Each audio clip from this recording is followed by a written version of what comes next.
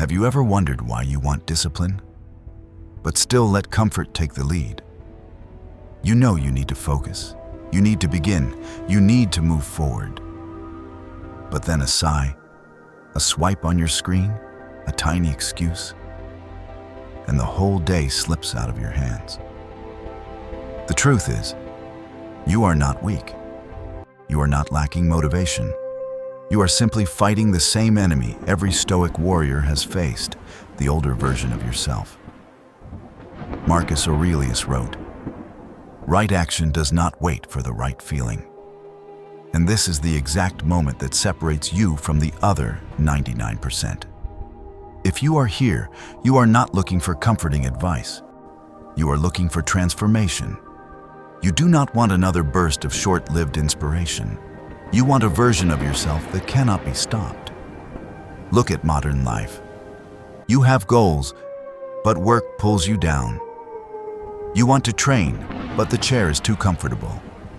You want to grow, but social media drags you away from yourself. That is not failure. That is a reminder. Discipline does not come from emotion. It comes from choice.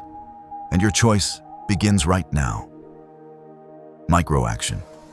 Place your hand on your chest, take a deep breath, and quietly say, "I do what needs to be done." It is a small action, but it is the declaration of a warrior. If you keep watching, I will give you 3 Stoic principles that can change the speed of your growth, even when you are tired, distracted, or losing faith in yourself. This is not just a video. This is the ritual of stepping into a new identity. Drop this in the comments. I choose discipline over comfort. Before we go into the 3 Stoic principles, you need a foundation, a truth that the strongest people all understand. Discipline is not an emotion. Discipline is an identity. Modern people often believe they need inspiration to begin. But the Stoics believe the opposite. They begin first, and the feeling comes later. Epictetus reminds us, it is not the difficulty that stops you, but your thoughts about the difficulty. You're not held back by reality. You're held back by the story you tell yourself. Behavioral science says the same thing. The brain does not need motivation. It needs cues, rituals, and repetition. The more you do small things every day, the stronger the part of your brain that creates willpower becomes. That is why Stoics do not ask, "Do I feel like doing this today?" They ask, "Who must I become today?" Look at real life. An employee still finishes his work even when he is sleepy. A mother still takes care of her child even when she is exhausted. A warrior still trains even when the weather is cold. No one waits for the right feeling. They act because their identity requires them to act. And that is the first key to discipline. You do not do it because you enjoy it. You do it because it is what the person you are becoming must do. Micro-action right now. Sit up straight. Take a deep breath. Say quietly, "I am responsible for my energy." And once you have this foundation, the next 3 Stoic principles will no longer be theory. They become internal laws. Laws for someone who wants to move forward no matter the circumstances, no matter the mood. Now, we move into the first principle, the one that has awakened countless people from a life of delay, emotion, and distraction. Drop this. I control my actions. Point 1. Taking full responsibility. Let us be honest. Deep down, you know there are things you should be doing, but you always find a reason to delay them. You blame your busy job, you blame your health, you blame imperfect circumstances.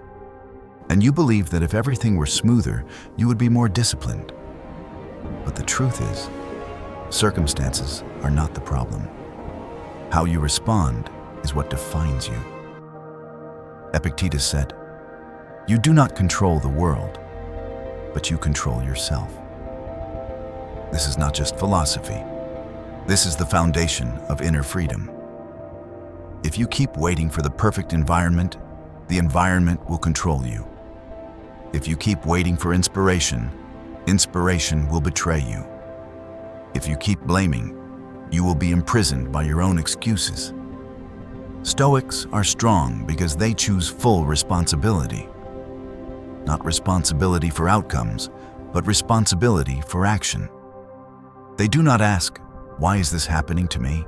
They ask, "What can I do right now?" Look at modern life.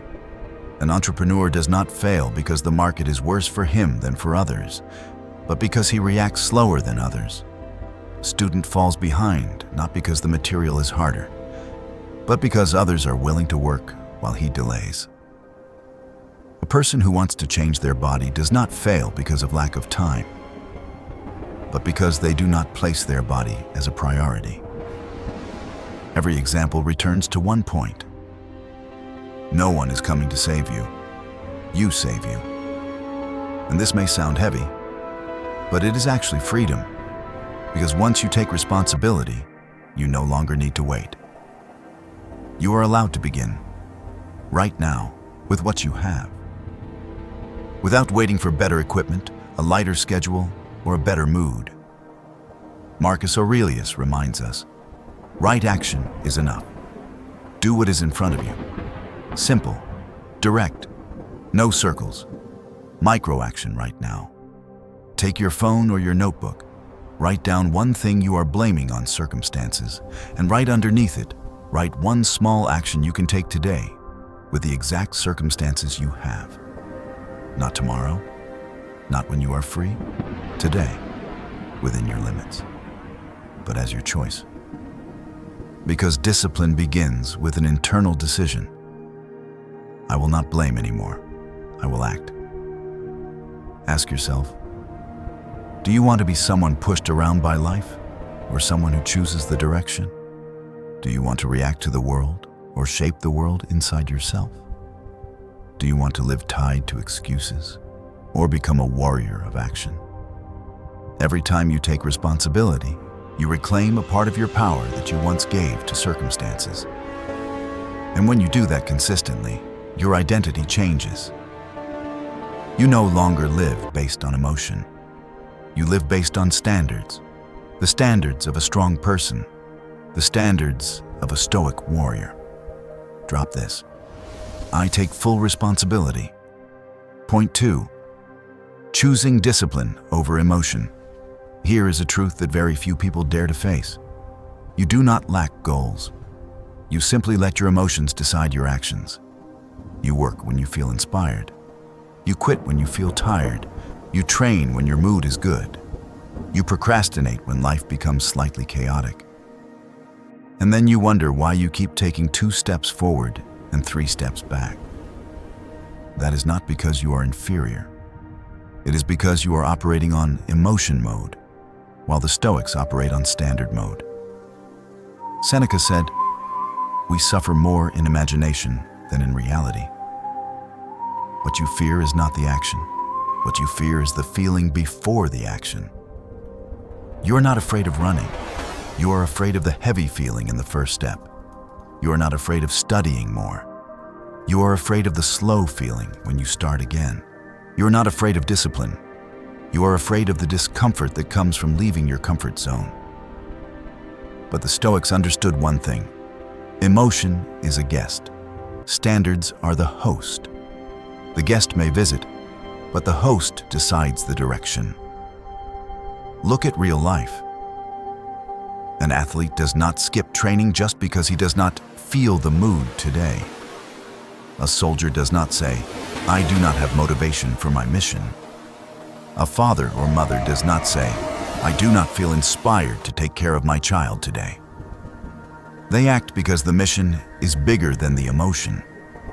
High achievers are not without feelings. They simply do not let their feelings control important actions. Discipline is not coldness. Discipline is your commitment to your future more than your commitment to your current emotions.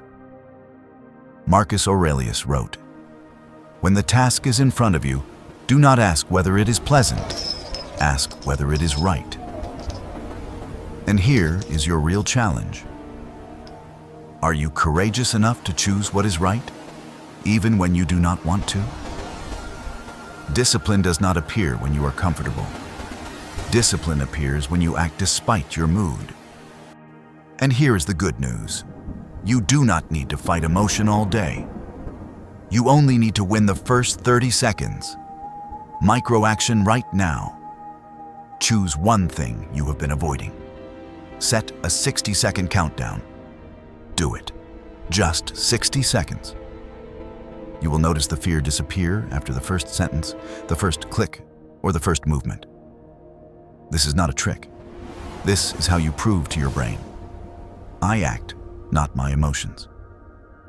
Ask yourself, do you want to be a victim of emotion, or the one who controls emotion? Do you want your day to be led by your mood, or do you want to lead your day? Do you want to surrender to a temporary feeling, or serve your long-term vision? Discipline is not cruelty toward yourself. It is the highest form of kindness. You give your future the thing your present emotion does not want to do. You do not have to wait for your emotions to change. You only need to change your decision. And every time you do that, you move further than the 99% who only act when they feel comfortable. You become part of the 1%, the ones who do what needs to be done, no matter which emotions come or go.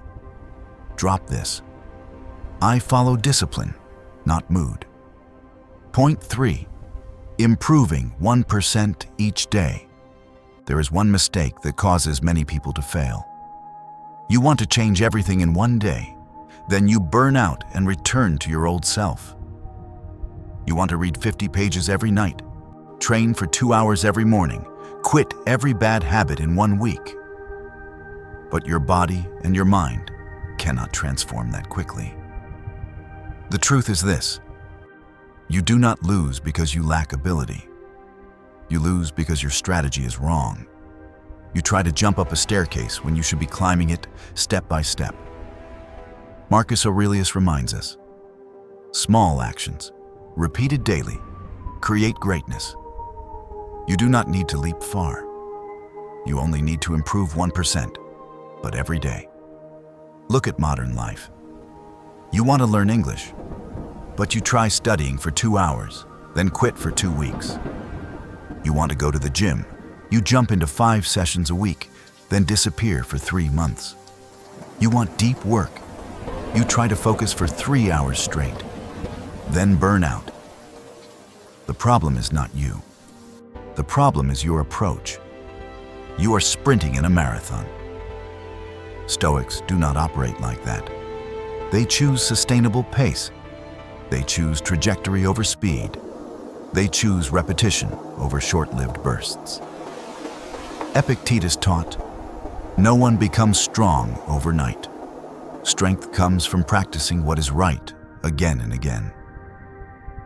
1% sounds small, but it is leverage. 1% each day equals 37 times stronger after 1 year. You do not need breakthroughs. You only need consistency. And the best part, 1% is easy to do. And because it is easy to do, you will do it. And because you do it, you improve. Micro-action right now. Choose one thing you want to improve, not 10 things, just one. 1 page of reading each day, 5 push-ups each morning, 2 minutes of meditation, 3 English sentences, 1 journal note. Choose something so small that you cannot make an excuse. When you maintain it for 7 days, increase it to 2%. When you maintain it for 30 days, the habit locks in. You do not need perfection. You need continuity. Ask yourself, do you want explosive change for 3 days? Or sustainable change for 300 days? Do you want success built on temporary emotion or unbreakable standards? Do you want to regret overexerting yourself? Or feel proud because every day you are better than yesterday? Stoics win not because they are fast. They win because they do not stop. Every day, just one step, just 1%, but never quitting. Greatness does not come from the days you work 10 hours. Greatness comes from the hundreds of days you work 10 minutes and never miss a day. You are excellent not because you explode. You are excellent because you are consistent. And that consistency will place you in the 1%. The group others look at and say, "How does he stay so disciplined?" They do not know the answer, but you know it. 1% each day. Drop this. I improve 1% daily. Now, I want you to pause for a second, not to rest, but to look at yourself. If you have watched until this point, you are no longer like the 99%. Most people quit when things feel hard, quit when they feel bored, quit when their emotions shift. But you do not. You have heard about responsibility. You have heard about discipline. You have heard about 1% improvement. And you are still here. That reveals an important truth. You are not just learning Stoicism. You are becoming a Stoic warrior.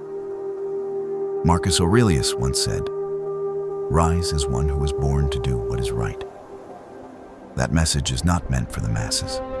It is meant for those brave enough to change their identity. Starting today, you no longer act because of inspiration. You act because of standards. You no longer chase emotions. You chase your mission. You no longer search for the perfect environment. You turn any environment into a place of training. A warrior does not search for the easy path. A warrior searches for the right path. And you have just stepped onto that path. Let this truth sink into you. You belong to the 1%, the ones who dare to rise above themselves. And when you maintain this rhythm, you do not just change habits. You change destiny. Drop this. I am becoming unstoppable. If you have reached this point, acknowledge yourself. You have just done something very few people do. You completed a journey of self-development instead of scrolling for another distraction. That is the clearest sign that you belong to the group who is truly moving forward. Now, I want you to strengthen your new identity with a declaration. Comment below, "I choose discipline every day."